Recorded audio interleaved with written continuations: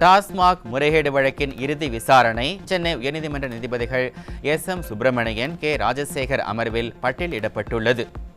இன்றைய வாதம் பிரதிவாதம் நிறைவடைந்து தீர்ப்பு வெளியாகும் என தகவல்.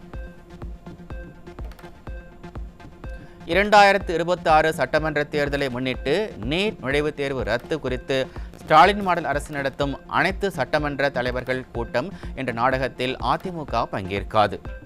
நீட் தேர்வை ரத்து என்ற பொய்யான வாக்குறுதி அளித்து மாணவர்களையும் பெற்றோர்களையும் ஏமாற்றிய முதல்வர் ஸ்டாலினும் அவரது மகன் உதயநிதியும் தமிழக மக்களிடம் மன்னிப்பு கேட்கும் காலம் விரைவில் வரும் என அதிமுக பொதுச் செயலாளர் ஆவேசம். சென்னை நுங்கம்பாக்கத்தில் உள்ள தலைமை அலுவலகத்தில் திமுக அமைச்சர் கே.ஏ. நேருவின் சகோதரர் ரவிச்சந்திரனிடம் இடி விசாரணை. தமிழ்நாட்டில் 25 இடங்களில் அமலாக்கத்துறை சோதனை நடத்தி முக்கிய ஆவணங்கள் சிக்கியதாக கூறப்பட்டுள்ள நிலையில் விசாரணை. சேலம் மாவட்டம் ஆத்தூர் அருகே 8ஆம் வகுப்பு படிக்கும் சிறுமியை பாலியல் வன்கொடுமை செய்ய முயன்ற முதியவர் போக்சோ சட்டத்தின் கீழ் பிடிபட்டார். திராவிட மாடல் ஆட்சியில் சிறுமிகள் முதல் மூதாட்டிகள் வரை யாருக்குமே பாதுகாப்பு இல்லை என மக்கள் குற்றச்சாட்டு. சென்னை கோயம்பேட்டில் 13 வயது சிறுமியை கடத்தி பாலியல் வன்கொடுமை செய்த புகாரில் நேபாள இளைஞர் சிக்கினார். தமிழகத்தில் நாள்தோறும் அதிகரித்து வரும் சிறுமிகளுக்கு எதிரான குற்ற சம்பவங்களை அப்பா ஸ்டாலின் தடுக்காமல் வேடிக்கை பார்த்து கொண்டிருப்பதாக மக்கள் குற்றச்சாட்டு. நாமக்கல் மாவட்டம் பள்ளிப்பாளையத்தில் 1 வயது பெண் குழந்தைக்கு பாலியல் தொல்லை கொடுத்த வளர்ப்பு தந்தை சிக்கினார். திராவிட மாடல் ஆட்சியில் பெண் குழந்தைகளுக்கு எதிரான குற்ற சம்பவங்களை கண்டு அப்பா ஸ்டாலின் மௌனமாக இருப்பது ஏன் என மக்கள் கேள்வி.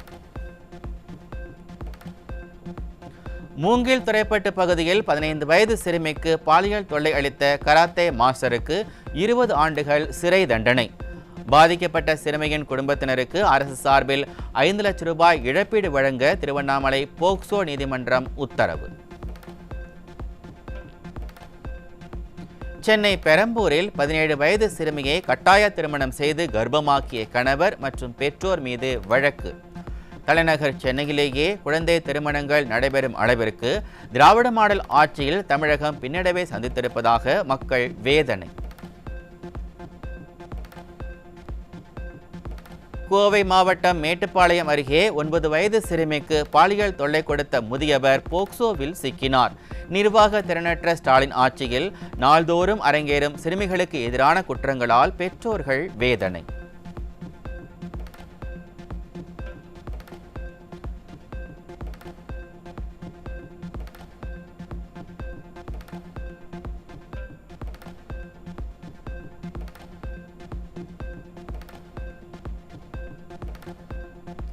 தூத்துக்குடியில் கஞ்சா விற்பனையில் ஈடுபட்ட திமுக கவுன்சிலரின் மகன் உட்பட 4 பேர் சிக்கினர். தமிழகத்தில் போதைப்பொருள் புழக்கம் அதிகரிக்க காரணமே ஆளும் திமுகவினர்தான் என்பதை இந்த சம்பவம் உறுதிப்படுத்தி இருப்பதாக மக்கள் குற்றச்சாட்டு.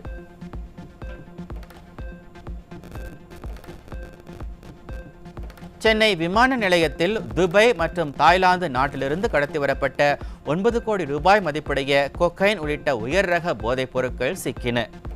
சென்னை விமான நிலையத்தில் தொடர்ந்து நடைபெற்று வரும் போதைப்பொருள் கடத்தல் சம்பவங்கள் ஸ்டாலின் ஆட்சியில் தமிழகம் போதைப்பொருட்கள் வியாபாரிகளின் கேந்திரமாகி இருப்பதை உறுதிப்படுத்துகிறது. சென்னை விமான நிலையத்தில் 9 கோடி ரூபாய் மதிப்பிலான உயர் ரக கஞ்சா மற்றும் கொக்கைன் போதைப் பொருட்கள் சிக்கின. திராவிட மாடல் ஆட்சியில் தமிழகம் போதைப் பொருட்களின் குடோனாக மாறி வருவதாக மக்கள் குற்றச்சாட்டு.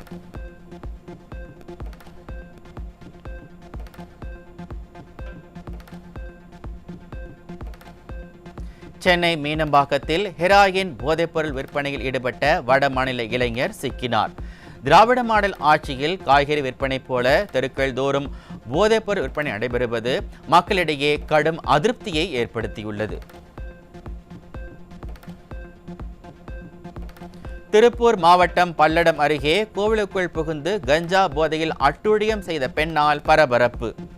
பலமுறை அழைத்தும் உறக்கத்தில் இருந்த ஸ்டாலின் அரசின் காவல்துறை சம்பவ இடத்திற்கு வராததால் சாலை மறியலில் ஈடுபட்ட பொதுமக்கள்.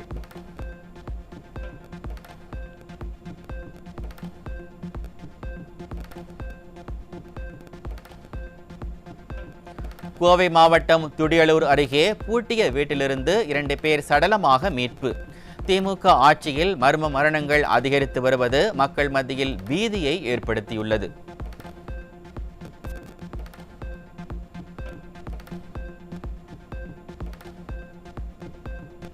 திருவாரூர் மாவட்டம் திருத்துறைப்பூண்டி அருகே அரசு பள்ளி மேற்கூரையின் காரை பெயர்ந்து விழுந்து மாணவர்கள் காயமடைந்ததால் மக்கள் சாலை மறியல்.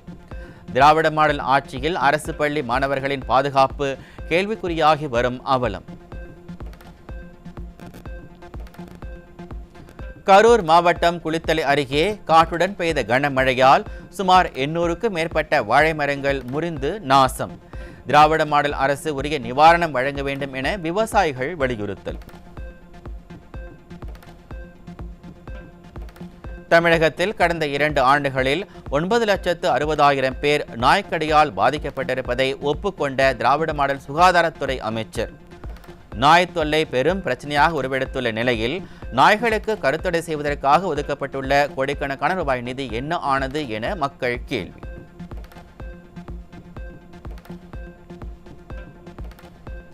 சொப்பனத்தில் கண்ட அரிசி சோற்றுக்கு உதவாது என்பதை நிரூபிக்கும் வகையில் ஆட்சி முடியும் நேரத்தில் பல்வேறு வெற்றி அறிவிப்புகளை வெளியிடும் திராவிட மாடல் அரசு. திமுக ஆட்சிக்கு 9 மாதங்கள் மட்டுமே உயிருள்ள நிலையில் டெல்டா மாவட்டங்களில் 399 கோடி ரூபாய் செலவில் 20 நெல் சேமிப்பு கூடங்கள் கட்ட இருப்பதாக வெற்றி அறிவிப்பை வெளியிட்டுள்ளது.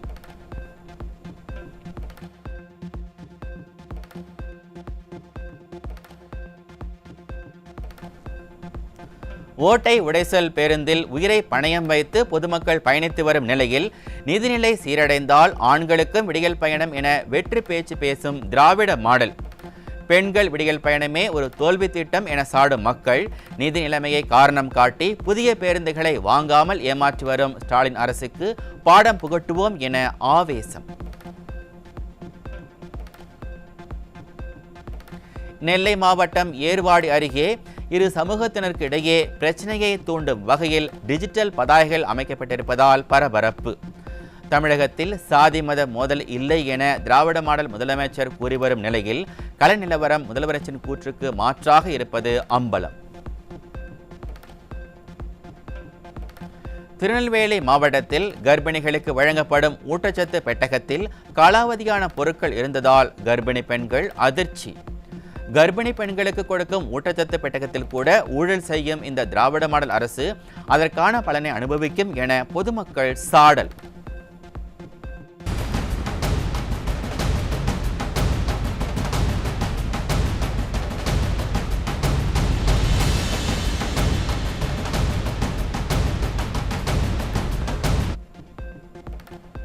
சென்னை மயிலாப்பூர் கபாலீஸ்வரர் கோவிலில் திருத்தேரோட்டம் தொடங்கியது.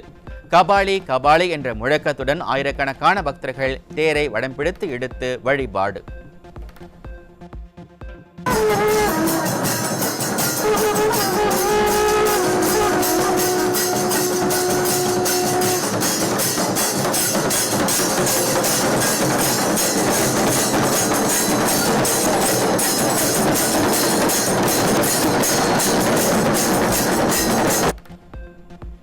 கள்ளக்குறிச்சி மாவட்டம் திருக்கோவிலூரில் அமைந்துள்ள திருவிக்கிரசாமி கோவிலில் பங்குனி உற்சவத்தின் 5ஆம் நாளில் தங்க கருட வாகனத்தில் எழுந்தருளிய உலகளந்த பெருமாள். ஆயிரக்கணக்கான பக்தர்கள் பங்கேற்று கோவிந்தா முழக்கமிட்டு சுவாமி தரிசனம்.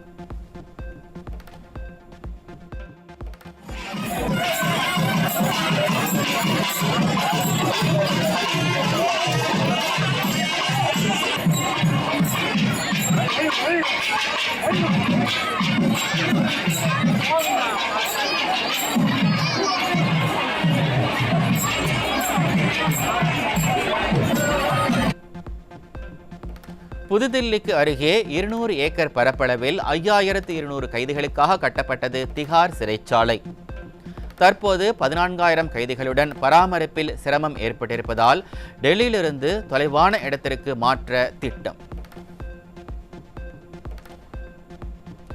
பால்வளை மண்டலத்தில் இருந்து 160 ஒளி ஆண்டுகள் தொலைவில் 2 வெள்ளை சிறிய நட்சத்திரங்கள் ஒரே பைனரி அமைப்பில் மிக நெருக்கமாக சுற்றி கொண்டிருப்பதாக தகவல். இரட்டை நட்சத்திரங்களும் எதிர்காலத்தில் 4 மடங்கு சக்தியுடன் வெடிக்கும் வாய்ப்பு இருப்பதால் சூப்பர் நோவா நிகழ்வுகளுக்கு இணையாக புதிய ஒளிர்கதிர்களை உருவாக வாய்ப்பு என வானியலாளர்கள் கணிப்பு.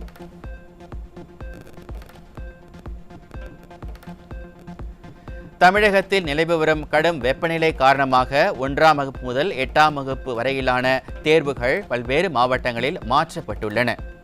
தென்காசி, திருவள்ளூர், புதுக்கோட்டை ஆகிய மாவட்டங்களில் தமிழ் மொழி தேர்வு ஏப்ரல் 12ஆம் தேதி அன்றும், தென்காசி, திருநெல்வேலி கணிதத் தேர்வு ஏப்ரல் 16ஆம் தேதிக்கும் மாற்றப்பட்டுள்ளன.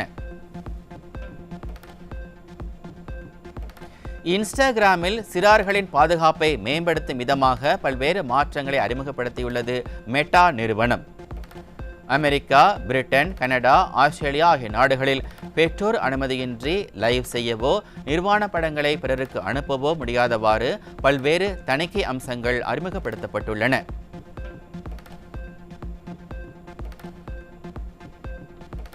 ஆந்திர மாநிலம் பெனுகொண்டாவில் உள்ள கியா கார் தொழிற்சாலையில் கடந்த 5 ஆண்டுகளில் 900 கார் என்ஜின்கள் திருடப்பட்டிருப்பதாக அதிர்ச்சி தகவல். 2020ஆம் ஆண்டு தொடங்கி தொடர்ச்சியாக நடைபெற்று வந்த இந்த திருட்டு குறித்து போலீசார் தீவிர விசாரணை. வடமேற்கு இந்தியாவில் கடுமையான வெப்பக்காற்று வீசியுள்ள நிலையில் குஜராத், ராஜஸ்தான், மகாராஷ்டிரா, மத்திய பிரதேசத்தில் உள்ள 27 இடங்களில் வெப்பநிலை 43 டிகிரி செல்சியஸை தாண்டியது. ஏப்ரல் 10 மற்றும் 11ஆம் தேதிக்கு பிறகு வெப்பக்காற்று குறைவடையும் என இந்திய வானிலை ஆய்வு மையம் தெரிவித்துள்ளது.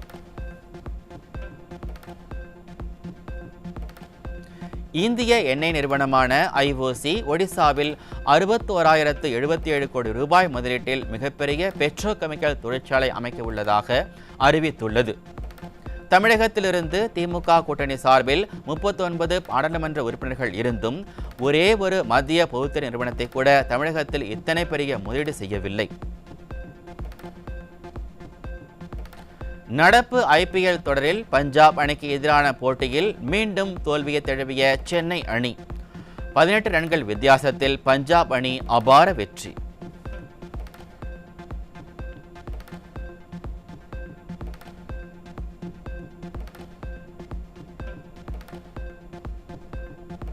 நடப்பு IPL தொடரில் 23வது போட்டியில் குஜராத், ராஜஸ்தான் அணிகள் மோதுகின்றன.